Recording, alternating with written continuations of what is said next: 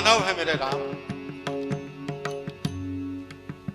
अब आक्रमण होना है खर दूषण त्रिशिरा और उनकी सेना का आक्रमण होना है राम। राम तैयारी में है, स्ट्रेटेजी बना रहे हैं। और अब यहां एक अलग घटना घटने जा रही है मेरे राम। क्या घटना घटने जा रही है कि राम के मन में एक पुरानी बात उभर आई है। पुरानी बात उभर आई है। थोड़ा फ्लैशबैक में चलते हैं। घटना अयोध्या की। पिता दशरथ की वचनबद्धता के कारण और कैकेयी से उस विचार को जानकर राम तत्काल ही वनवास के लिए प्रस्तुत हो गए। मेरे राम, तुम्हें याद है अभी अभी ब्याह के आए हैं राम। सीता कुलवधू होकर आई है अयोध्या। कोई सोच नहीं सकता था कि सीता भी वन जाने के लिए स्वयं प्रतिबद्ध हो जाएंगी। जिसके हाथ की मेहंदी न धुली हो वो तैयार है वन जाने के लिए। सीता को साथ ले चलने में राम हिचकिचा रहे, विचलित हो रहे। डेविएशन है कि नववधू को एकदम से वन में कैसे ले जाए। ये तो कभी वन में गई भी नहीं है। राम तो अभी अभी वन में होते हुए ही पहुंचे थे मिथिला, और उसके पहले अध्ययन भी किया था वशिष्ठ के वनाश्रम में, और आखेट भी करते रहे हैं वनों में। तो राम को तो थोड़ा अनुभव वन का है। सीता ने राम के विचलन का अनुभव डेविएटेड है मेरे राम, अनुभव किया। और थोड़ा समय हुआ है सीता को रामा हुए, लेकिन ये भारत भाव भारत है। भारत विश्वगुरु इसीलिए है कि इसने पूरे विश्व को भावों की विरासत सौंपी है। भारतीय स्त्रियां पूरे विश्व में आदर की पात्र आज भी क्यों हैं? क्योंकि वे भावनिष्ठ हैं, विचारनिष्ठ भी हैं और भावनिष्ठ भी हैं। भावनिष्ठता आसान नहीं होती, क्योंकि भाव तो पल पल बदलते हैं। विचारों में स्थिरता भी होती है मेरे राम, कुछ ज्यादा देर तक ठहरते हैं। भाव तो एक ऐसा तत्व है जैसे पानी की एक बूंद आसमान से गिरती है और समंदर में समा जाती है, उसका जीवन ही कितना है। ऐसे भावों पर चलने वाला भारत है। तो सीता तैयार है वन गमन के लिए, राम नहीं चाह रहे। सीता कटाक्ष कर बैठी है राम पर,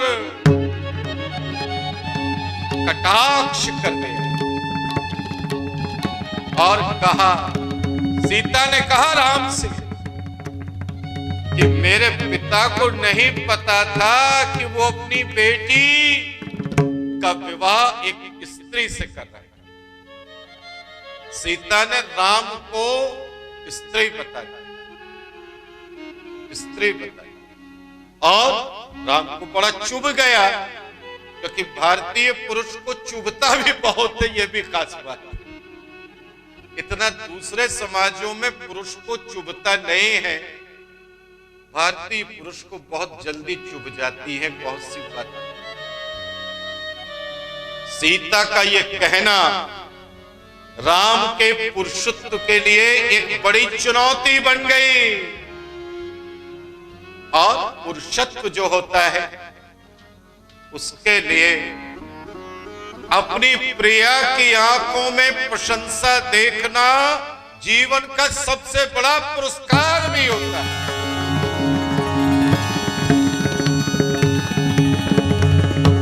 राम को अवसर मिल रहा है ये पुरस्कार पाना।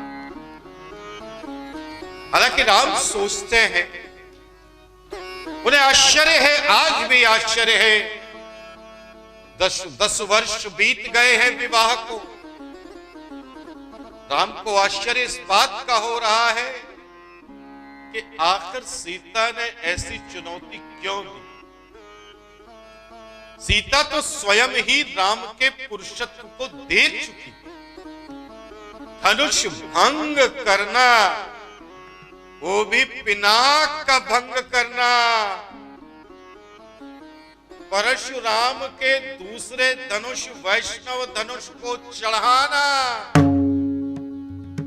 और पल भर में वनवास के लिए प्रस्तुत हो जाना। क्या ये राम का पुरुषत्व नहीं था? और नहीं था तो क्या था? ये तो सब पहले ही देखे। सीता ने राम के ताड़का वध, सुबाहु के वध के बारे में भी सुन रखा था।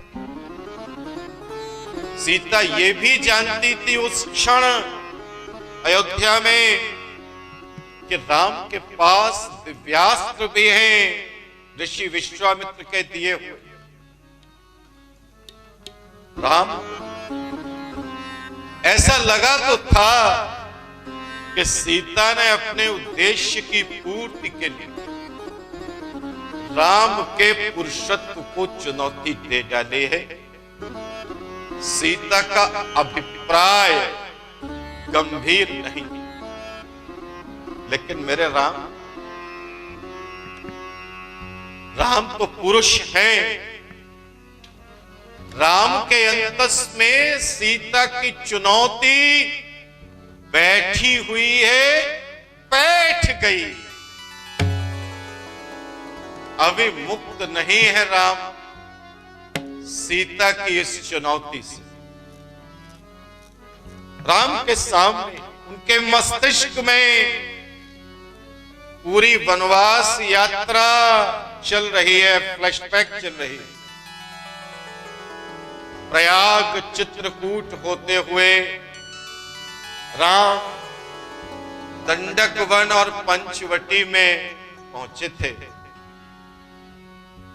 वनवास के 10 वर्ष भी बीत रहे थे। राम का अंतस बोल रहा कि अभी तक इस पूरी समयावधि में सीता ने राम के प्रबल पुरुषत्व का अनुभव नहीं किया है, नहीं किया है। कुछ मौके आए थे जब राम ने राक्षसों का वध किया था, लेकिन राम ने अभी तक किसी राजा की सेना से युद्ध में विजय प्राप्त नहीं की। कोई मौका ही नहीं आया। राम ऐसा मौका तलाश,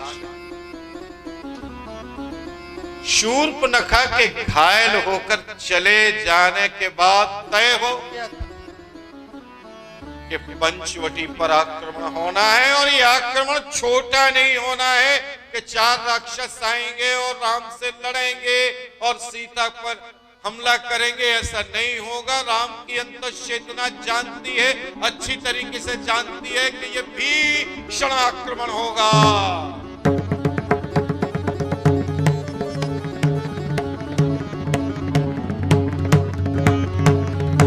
ये आक्रमण इसलिए भीषण होगा कि श्रीलंका के राज्य की राजकुमारी के नाक कान काटे हैं लक्ष्मण ने, और शूर्पणखा जो चाहती थी वो उसे नहीं मिला है, इसलिए आक्रमण भयानक होना है। राम ने रणनीति बनाई और लक्ष्मण को सीता की सुरक्षा में लगा दिया और आदेशित किया। राम ने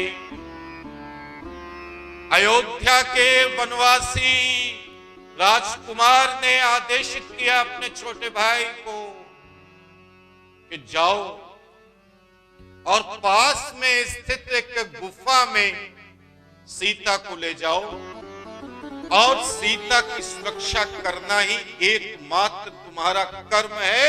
ये आदेश दिया राम ने लक्ष्मण को।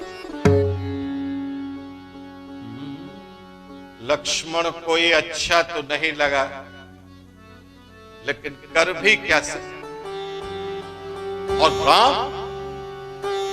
राम ने अकेले ही राक्षस सेना का मुकाबला करने का फैसला किया।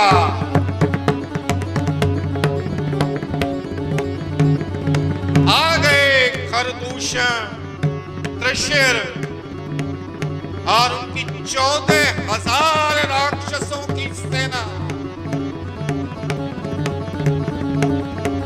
राम अकेले हैं, केवल अकेले हैं।